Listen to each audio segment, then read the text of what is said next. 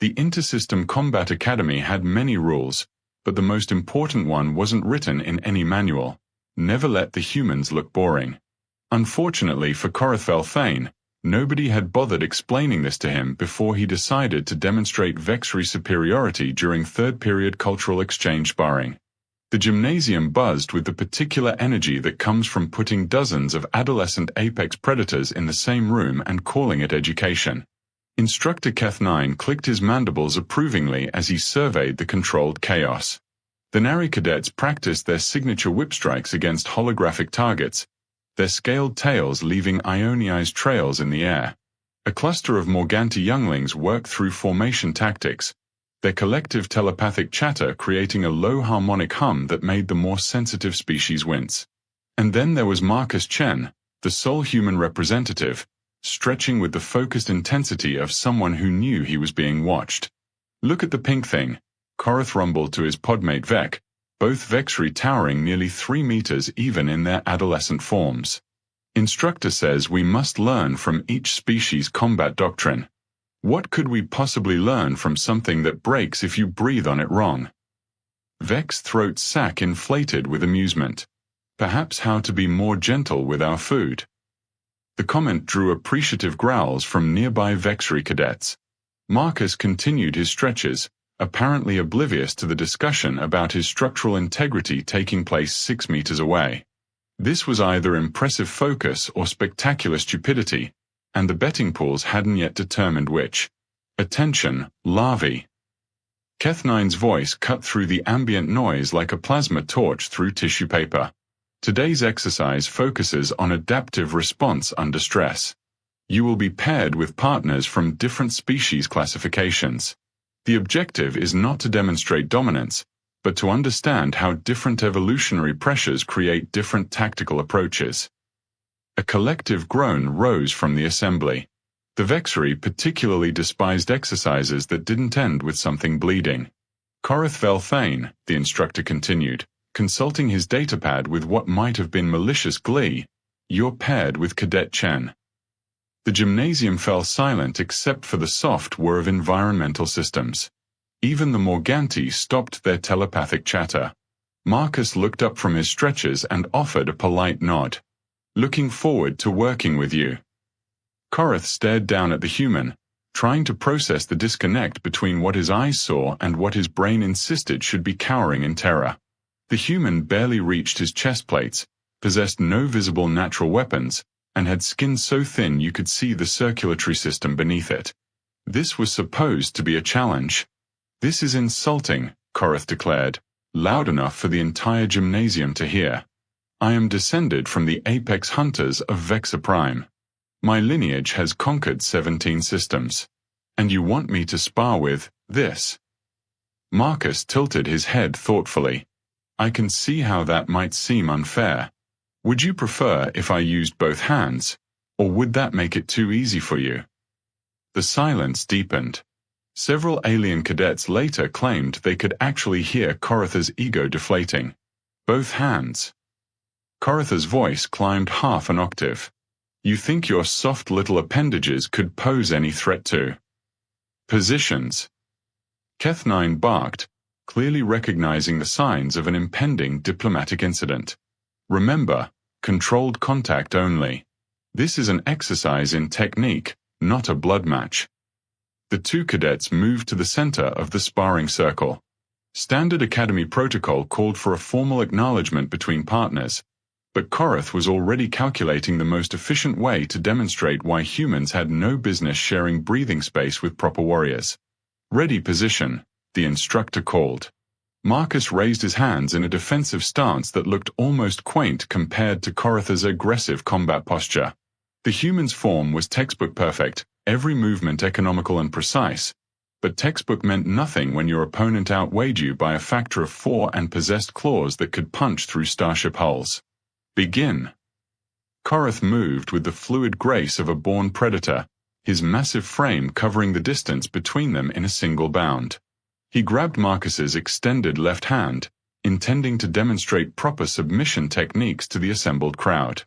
The crack was audible throughout the gymnasium. Marcus's metacarpals folded inward with the wet, organic sound of structural failure. Several of the more squeamish species looked away, while others leaned forward with predatory interest. The Thenari began a low clicking that might have been applause or dinner conversation. "Oh," Marcus said mildly, looking down at his mangled hand with the detached curiosity of someone examining an interesting rock formation. "That's definitely broken." Korath released his grip, expecting the human to collapse, scream, or at minimum acknowledge that he had just learned a valuable lesson about the natural order of things. Instead, Marcus flexed his remaining functional fingers and said, "Medic, could you pop this back into place? I'd like to continue." The gymnasium's collective intake of breath could have powered a small atmospheric processor. Academy Medic YSSL-4 scuttled over on her 8 legs, medical sensors already deployed. "Cadet Chen, you have multiple fractures, severe tissue damage, and what appears to be." "Right, but can you pop it back?" Marcus interrupted gently. "I'm missing valuable training time." YSSL-4's compound eyes whirred as they refocused. "Your pain receptors should be screaming. Your stress hormones should have triggered unconsciousness. Your species' natural fear response should have." "I'm sure it should have," Marcus agreed, then looked at Korath with the same mild expression. "Shall we continue? I think I'm starting to understand your technique." For the first time in his life, Korath felt something unfamiliar creeping up his spinal column. It took him several seconds to identify the sensation as uncertainty. "You want to continue," he managed. "Well, yes. Unless you're worried about fighting someone with a broken hand. I could understand if that seems unsporting." The medic worked with efficient horror, manipulating the damaged bones back into approximate alignment while Marcus continued his conversation as if discussing weather patterns. No human should be able to maintain social pleasantries while undergoing emergency orthopedic surgery, yet here was this pink, fragile creature treating compound fractures like a minor inconvenience. "There," YSSL-4 announced, wrapping the hand in a bioresponsive cast. "But you absolutely cannot." "Thanks," Marcus said, flexing the newly immobilized digits. He looked up at Korath with what might have been gratitude. "Ready for round 2. Every instinct Korath possessed screamed that something was fundamentally wrong with this scenario. Prey species fled when injured. They submitted when overpowered. They certainly didn't ask for additional punishment while their bones were still settling back into place. That is. Korath found himself actually stammering, which hadn't happened since his 3rd molting. "The exercise is over. You're injured." "Oh, this." Marcus waggled his cast cheerfully. "This is nothing. Back home, we call this Tuesday. Though I admit, your grip strength is impressive. Most people need tools to achieve that kind of compression force." The watching cadets began murmuring among themselves in a dozen different languages, but the universal theme was becoming clear. The human wasn't behaving according to any recognizable biological pattern. Instructor Kethnine approached the pair, his compound eyes reflecting patterns that suggested deep concern. "Cadet Chen, report to medical for full evaluation. Cadet Velthane, excellent demonstration of vexillary combat grips." But Korath wasn't feeling excellent. He was feeling like he'd just stepped on what looked like a harmless ground grub, only to discover it was actually a perfectly camouflaged tunnel viper. The human's reaction wasn't natural. It wasn't normal.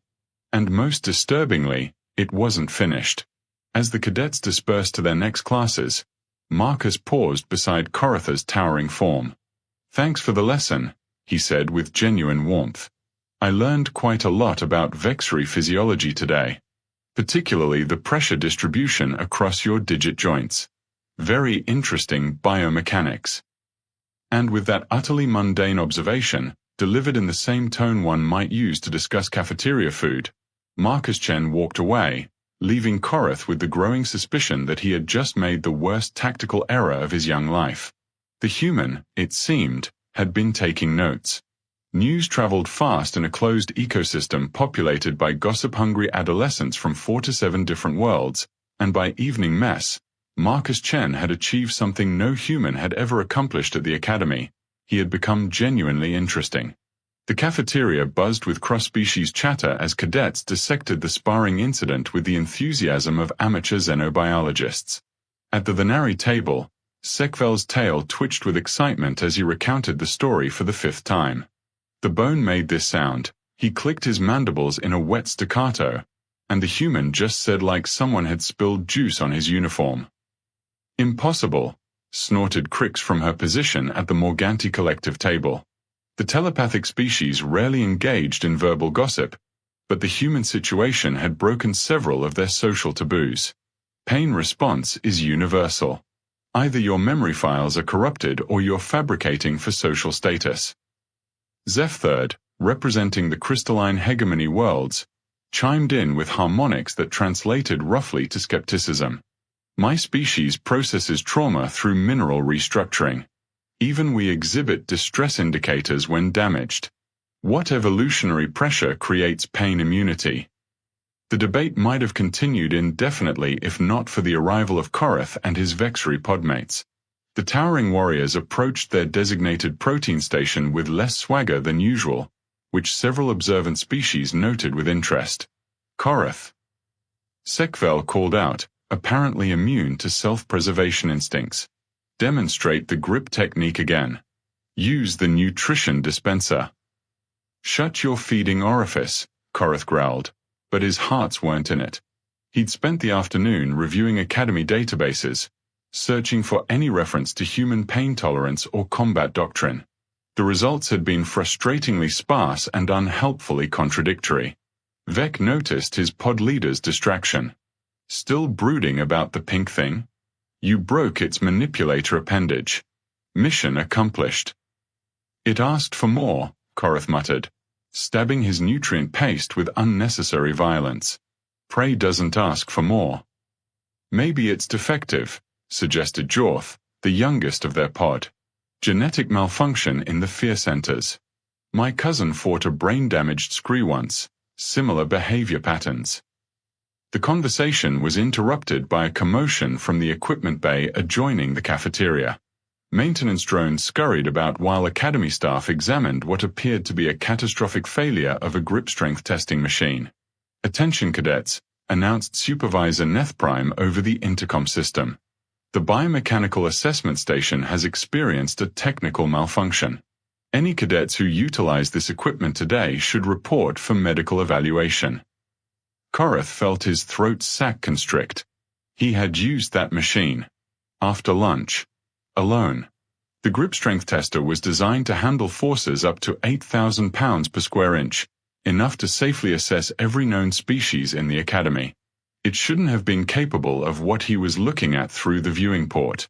The machine's grip sensors had been compressed beyond their design tolerances, apparently from the inside out. Metal stress patterns suggested the force had been applied with surgical precision to specific structural weak points, creating a cascade failure that rendered the entire system inoperable. Fascinating, came a familiar voice from behind him. I've never seen metal fatigue patterns quite like that. Korath spun around to find Marcus Chen studying the wreckage with academic interest, his cast-wrapped hand holding a data tablet while his functional hand made notes. You, Korath rumbled. What do you know about this? Only what's visible from here, Marcus replied cheerfully. Though I'd guess someone with extensive knowledge of stress distribution and materials engineering caused that. Either that, or you've got some seriously defective equipment. Several nearby cadets had stopped eating to listen. The Morganti collective was practically vibrating with telepathic excitement, while the Venari had begun the low humming that indicated the start of wagering pools. That machine was functioning perfectly when I used it, Korath insisted. Oh, you used it today. Marcus looked up from his notes with apparent surprise. How interesting. I hope your hand is feeling all right. Sudden equipment failures can cause unexpected feedback through the grip sensors. As if summoned by malevolent cosmic timing, Korath became aware of a dull ache in his right hand. specifically in the joints he'd used to demonstrate proper human braking technique. The sensation was subtle, barely noticeable, but it was there. "My hand is fine," he declared, though he unconsciously flexed his fingers as he said it. "Of course it is," Marcus agreed. "Though you might want to have it checked anyway. I've been reading about vexillary physiology, and apparently your species is susceptible to delayed onset ligament stress. Something about your rapid growth cycles creating temporary joint weakness." "Where did you read that?" Korath demanded. "Library Access Terminal. Amazing what you can learn when you have time to research." Marcus gestured with his cast. Being temporarily excused from combat exercises does free up quite a bit of study time. The implications of this statement rippled through the watching crowd like a sonic boom through atmosphere. The human hadn't spent his recovery time resting or seeking sympathy. He'd spent it learning about them. Instructor Yth-7, who taught xenobiology, happened to be passing by and overheard the conversation. "Cadet Chen, you've been accessing comparative anatomy databases." "Among other things," Marcus confirmed. "I find interspecies biology fascinating. Did you know that Morganti telepathic nodes are actually vulnerable to specific harmonic frequencies? Or that the Nari balance organs can be disrupted by targeted electromagnetic pulses? The diversity of biological systems in the galaxy is remarkable." The cafeteria had gone quiet except for the soft whir of atmospheric recyclers. Every species present was suddenly, uncomfortably aware that the small, injured human had just casually listed their specific anatomical vulnerabilities with the enthusiasm of someone discussing favorite recreational activities. "That's quite thorough research," Yth-7 managed. "I like to be prepared," Marcus said modestly. "Knowledge is the great equalizer, don't you think? Physical advantages are temporary, but understanding endures." Korath felt something cold settling in his stomach region. "What kind of understanding?" "Oh, all kinds. Combat applications, certainly, but also social dynamics. Herd behaviors. Dominance hierarchies. Predator-prey relationships." Marcus paused thoughtfully. It's amazing how many species base their entire social structure on intimidation tactics. Almost like they've never encountered something that doesn't intimidate easily. The silence stretched until Zeph-3's crystalline structure chimed with nervous harmonics. "And what happens when they do encounter such a thing?" Marcus smiled, and for reasons none of them could articulate, every predator species in the cafeteria felt their hackles rise. "I suppose we'll find out," he said. "After all, I'll be here for the full academic cycle. Plenty of time for everyone to get to know each other better." He gathered his data tablet and walked away, leaving behind a room full of apex predators who had just realized they might have seriously misidentified which end of the food chain they occupied. Korath stared down at his aching hand and wondered when exactly the human had stopped being prey and started being something infinitely more dangerous, a student. 3 days later, Korath discovered that paranoia was considerably less amusing when you were the one experiencing it. It started with small things. His combat boots, which had been perfectly sized the night before, suddenly felt too tight during morning formations. His locker access code, memorized since his first day, required 3 attempts before the system recognized it. The environmental controls in his dormitory pod seemed to fluctuate between uncomfortably warm and insufferably cold, disrupting his sleep cycle. Any one of these incidents could be dismissed as coincidence. Taken together, they formed a pattern that made his survival instinct scream warnings in frequencies he'd never heard before. "You look terrible," Vec observed as they assembled for advanced tactical simulations.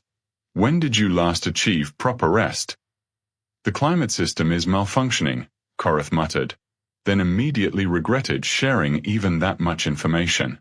Admitting weakness went against every vexillary cultural principle. "Have you reported it to maintenance?" "They claim there's nothing wrong with it." Vec's throat sac deflated with confusion. "Then perhaps the problem is with your perception rather than the equipment." Before Korath could respond, Jorth bounded over with the manic energy that marked him as either excited or terrified. Given recent events, either option seemed plausible. "Did you hear about Green-9?" he whispered, using the harmonics reserved for sharing critical intelligence. "What about him?" "Food poisoning. Violent digestive purging. Medbay says he'll recover, but has been voiding fluids for 6 hours straight." Korath felt his spinal ridges rise involuntarily. Green-9 was his pod's reconnaissance specialist, and more importantly, he'd been present when Korath had demonstrated proper human handling techniques 3 days ago. "Coincidence," he growled, but the word tasted like ash in his mouth. "Maybe," Jorth agreed, but his nervous clicking suggested otherwise. Though it's strange that Thek-4 also reported equipment malfunctions last night. His tactical display kept showing human anatomical diagrams during simulation runs. "What kind of diagrams?" "Pressure points, apparently. Stress distribution across bone structures. Joint manipulation techniques." Jorth paused. "Very detailed ones." The pieces clicked together in Korath's mind with the inexorable logic of a collapsing star. Every Vexary who had been present during the sparring incident was experiencing technical difficulties, medical emergencies, or psychological harassment. Every one except him. Which meant he was being saved for last. "Where's the human now?" he asked, surprised by how steady his voice sounded. "Medical evaluation," Vec replied. "Routine follow-up on his manipulator damage." Korath felt a growl building in his chest cavity. Medical evaluation meant Marcus was once again positioned as the victim, garnering sympathy and institutional protection while systematically dismantling his opponents. The strategy was brilliant in its simplicity. Hide behind apparent weakness while methodically eliminating threats. "I need to speak with him," Korath declared. "Inadvisable," Vec warned. "The instructors are already questioning your commitment to interspecies cooperation. Another incident could result in disciplinary review." But Korath was already moving, his long strides carrying him through corridors filled with cadets who seemed to shrink away from his passage. Word of the Vexary pod's recent misfortunes had spread through the Academy's gossip networks, and speculation ranged from simple bad luck to elaborate conspiracy theories involving human psychological warfare. He found Marcus in Medical Bay 7, sitting patiently while Medic YSSL-4 conducted bone density scans. The human looked up as Korath entered, his expression shifting to one of pleased recognition. "Korath, how's your hand feeling? Any lingering joint stress?" The casual question confirmed what Korath had already suspected. "You did this." "Did what?" Marcus asked, maintaining eye contact with unsettling directness. "I'm afraid you'll need to be more specific." "My podmates. The equipment failures. The medical emergencies." Korath stepped closer, using his height advantage to create a proper intimidation profile. "All of it." "That sounds like quite an elaborate conspiracy," Marcus observed. "Do you have evidence to support these accusations?" "I don't need evidence. I know." "Knowing and proving are different things," Marcus replied gently. "Though I suppose your species places less emphasis on logical proof than on intuitive certainty."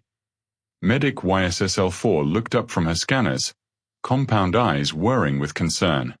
"Cadet Velthane, are you experiencing stress-related paranoid ideation? I can prescribe mild anxiolytics." "I'm not paranoid," Korath snarled, then realized how that sounded.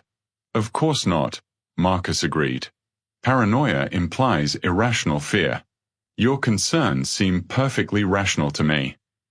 The statement hung in the air like a charged particle beam. Korath found himself parsing the words for hidden meanings, secondary implications, veiled threats. Which was exactly what Marcus had intended. "Why?" Korath asked finally. "Why what? Why are you doing this?" Marcus tilted his head thoughtfully. "I'm not sure I understand the question. Are you asking why I'm receiving medical treatment for injuries you inflicted? Or why I'm conducting research into interspecies psychology, or why I'm documenting behavioral patterns among Academy cadets. Documenting. Oh yes.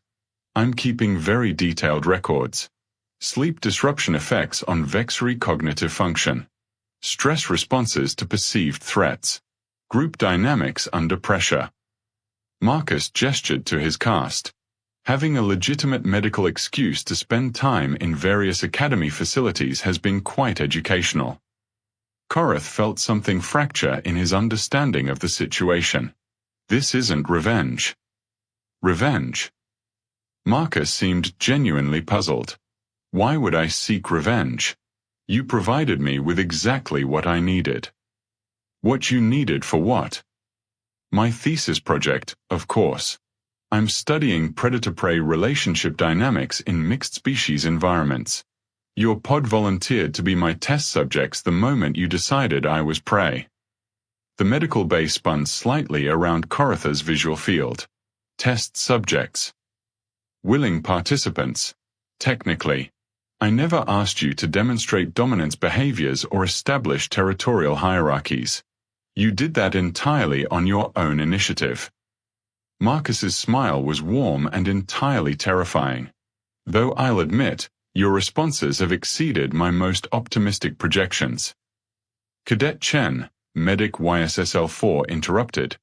Your bone regeneration is proceeding remarkably quickly. At this rate, you'll have full functionality restored within days rather than weeks. Human physiology is quite resilient, Marcus confirmed. We heal fast, adapt faster, and remember everything. It's served us well as a species. Korath stared down at the small, injured human who was apparently conducting advanced psychological warfare while maintaining perfect academy conduct scores. What happens when your thesis is complete? I present my findings to the Advanced Xenopsychology Review Board, Marcus replied. Though I suspect the results will be of interest to various military science departments as well. Understanding how to systematically neutralize superior opponents through psychological pressure rather than physical confrontation could have significant tactical applications. You're weaponizing our own instincts against us. I'm documenting how your instincts create exploitable weaknesses, Marcus corrected.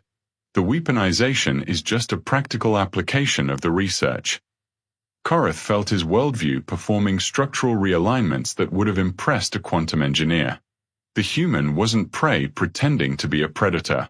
He wasn't even a predator disguised as prey. He was something altogether different, a creature that had evolved beyond simple predator-prey dynamics into something that treated the entire concept as a quaint behavioral curiosity to be studied and manipulated. You're not afraid of us at all, he realized. Why would I be? Marcus asked. You're just another dataset. Admittedly a large, loud dataset with impressive dentition, but data nonetheless. And with that observation, delivered in the same conversational tone one might use to discuss weather patterns, Marcus Chen completed Korath's education in the fundamental difference between being dangerous and being apex. The emergency faculty meeting convened at 0600 hours, which in academy terms meant something had gone catastrophically wrong with their carefully orchestrated interspecies diplomacy program. Dean Vorthprime's tentacles writhed with administrative anxiety as she reviewed the reports flooding her neural interfaces. 17 separate incidents in 4 days, she announced to the assembled department heads. Equipment sabotage, food contamination, psychological harassment campaigns, and at least 3 cadets requesting immediate transfer to different galaxies. Professor Cleithmajor, head of military psychology, adjusted his cybernetic implants with audible grinding sounds. The common factor appears to be interaction with the human exchange student. Cadet Chen has become a focal point for unprecedented disruption. Unprecedented because is winning, observed Commander Nick Actual from Strategic Studies. The ancient warrior's battle scars pulsed with bioluminescent approval. The vexillary pod initiated hostilities and are now requesting administrative intervention because their target refused to capitulate appropriately. This isn't warfare, protested Instructor Keth 9. This is an academic institution designed to foster cooperation and understanding between species. Understanding works both ways, Nick's actual replied. Perhaps we're finally learning something about human methodology. The debate might have continued indefinitely if not for the arrival of the subject himself. Marcus Chen entered the conference chamber with the confidence of someone who had been expecting this conversation for days, carrying a data tablet and wearing what appeared to be a completely healed hand. Cadet Chen, Dean Vorthprime began, these allegations of systematic intimidation are accurate, Marcus interrupted politely, though I prefer to think of it as applied behavioral research. Would you like to see my preliminary findings? The faculty exchanged glances that would have powered small fusion reactors. Students didn't typically interrupt administrative disciplinary proceedings with academic presentations. Your findings. Dean Vorthprime managed. From my thesis project on interspecies dominance hierarchies, Marcus clarified, activating a holographic display that filled the chamber's central space. I've been documenting how different species establish and maintain social control through intimidation, with particular focus on the psychological vulnerabilities this creates. The display showed complex behavioral analysis charts, stress response measurements, and what appeared to be detailed personality profiles for every academy cadet Marcus had encountered. This is highly irregular, Professor Cleithmajor protested. Students don't conduct unauthorized psychological experiments on their classmates. Unauthorized. Marcus looked genuinely confused. I submitted my research proposal to the Ethics Review Board 6 weeks ago. Professor Yth7 approved the methodology, and Dean Vorthprime signed the authorization forms herself. Silence filled the chamber like a vacuum leak. The dean's tentacles moved through what her species called the dance of bureaucratic horror as she accessed her administrative databases. Here it is, she announced weakly. Research Project 4471 Alpha, Comparative Analysis of Intimidation-Based Social Structures in Multispecies Educational Environments. Status, approved. You buried an advanced psychological warfare study in routine academic paperwork. Commander Nick's actual asked, and his tone suggested professional admiration. I prefer to think of it as demonstrating human administrative efficiency, Marcus replied, though I should clarify that the psychological warfare applications were entirely unintentional. I was simply documenting observed behaviors when the Vexry pod volunteered to become active participants. Volunteered. Instructor Kethnine's mandibles clicked with skepticism. Certainly. The moment Cadet Velthane decided to establish dominance through physical intimidation, he initiated the experimental protocol. Everything that followed was simply data collection. The holographic display shifted to show detailed timelines of each incident, complete with biometric readings, behavioral predictions, and outcome probabilities. The thoroughness was breathtaking and slightly terrifying. These projections, Professor Cleithmajor said, studying the charts with professional fascination. You predicted their responses with 97% accuracy. Intimidation-based hierarchies follow predictable patterns, Marcus explained. Once you understand the underlying psychology, individual reactions become statistically inevitable. Vexry psychology is particularly straightforward. They're essentially very large, very loud bullies who've never encountered anything that doesn't bully easily. And how do humans fit into these hierarchies? Dean Vorthprime asked, though her tone suggested she already suspected the answer.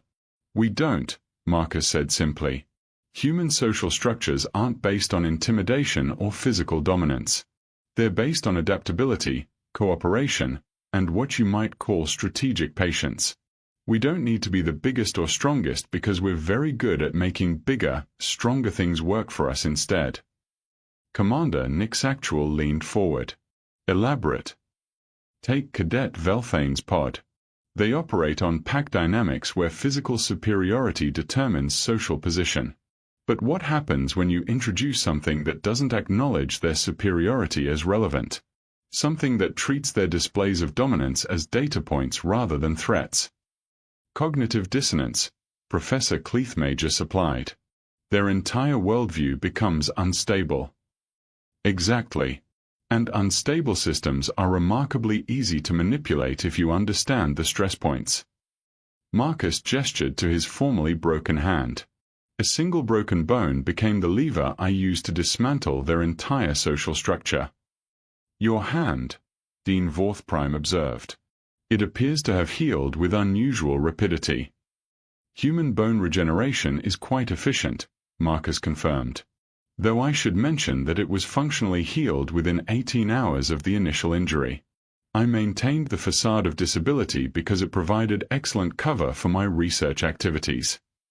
The admission sent ripples of shock through the assembled faculty. Several species began rapid calculations about human physiological capabilities, while others started reviewing their own tactical doctrines with newfound concern. So you were never actually injured, Instructor Kethnine stated. Oh, I was definitely injured. Cadet Velthane's grip strength is impressive. But injury and incapacitation are different things. Humans have extensive experience functioning through damage that would disable other species. Because you're a predator species pretending to be prey, Commander Nixactual concluded. No, Marcus corrected gently. We're a species that evolved beyond predator-prey dynamics entirely. We don't hunt our food, we grow it. We don't fight our enemies, we make them fight each other. We don't dominate through strength, we adapt until strength becomes irrelevant. He paused, looking around the chamber filled with representatives from dozens of species, each convinced they understood their place in the galactic hierarchy. The real finding of my research isn't how to manipulate intimidation-based societies, he continued. It's that such societies are fundamentally unstable when confronted with something that doesn't operate by their rules. Cadet Velthane didn't lose because I was stronger or more dangerous. He lost because he was playing a game I wasn't even participating in. Dean Vorthprime's tentacles had achieved configurations that suggested either deep thought or the onset of administrative breakdown. What do you recommend we do with these findings? Publish them, Marcus said immediately. The Academy's mission is to prepare future military leaders for interspecies cooperation. Understanding how humans actually function, rather than how we appear to function, seems relevant to that goal. And the Vexry cadets who participated in your study should probably be thanked for their contribution to xenopsychological research, though I'd recommend explaining to them that being outmaneuvered by a superior strategy isn't actually shameful, just educational. Commander Nixactual's scars pulsed with what might have been laughter. And I suppose you'd be willing to share these strategic insights with our tactical studies program. Already prepared the curriculum, Marcus confirmed, producing another data tablet. Introduction to Human Psychological Operations, Advanced Non-Intimidation Warfare, and Practical Applications of Perceived Weakness as Strategic Advantage. I thought they might make interesting electives. The faculty stared at the human cadet who had just systematically deconstructed their understanding of interspecies relations, documented the process with academic rigor, and offered to teach others how to replicate his results. There is, Dean Vorthprime said finally, nothing in Academy regulations that prohibits students from becoming instructors while completing their own studies. Excellent, Marcus replied cheerfully. Though I should warn you, the advanced course includes practical exercises. I'll need volunteers willing to have their worldviews systematically dismantled for educational purposes. And so the Intersystem Combat Academy learned that the most dangerous predators were often the ones that didn't look like predators at all, but rather like small, polite students who took very detailed notes and never forgot to say thank you.